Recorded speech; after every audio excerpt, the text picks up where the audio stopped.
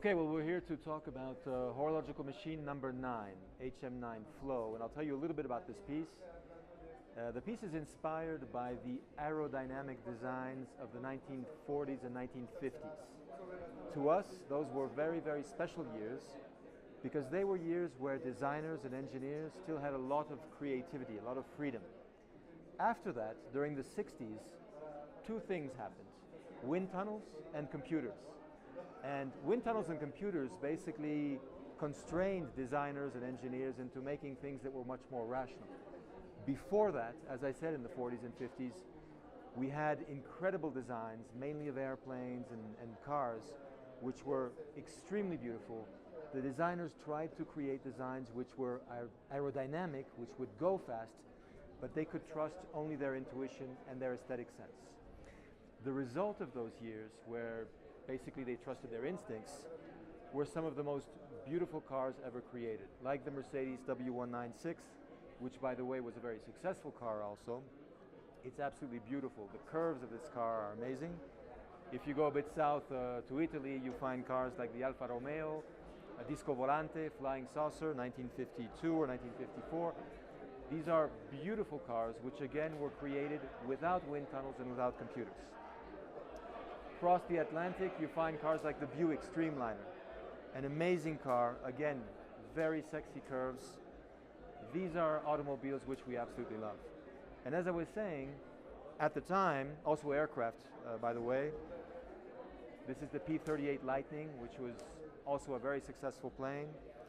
And another one which is very close to us in Switzerland, because the Swiss Air Force flew this many years, is the Vampire, or the Venom, by de Havilland. All these aircraft and cars had these amazing curves, as I said. They looked fast, even though they didn't necessarily move fast. They were not scientifically designed. And that's really what has given birth to the HM9 Flow. You find these same curves, this very aerodynamic case, if you like. It has these curvy pods on the back. You might wonder what they are. I'll get to that in a second. This central tube, which looks a bit like a jet engine, which, by the way, provides the time. That's the idea behind this HM9 Flow. The movement itself is a complex movement. In each of these pods here, we have an independent regulating system, independent escapement, with the flying balance wheel, which is something you found on our legacy machines before, and of course the escapement and the anchor that go with it. Each of those is beating independently, so they're not resonating like other watches.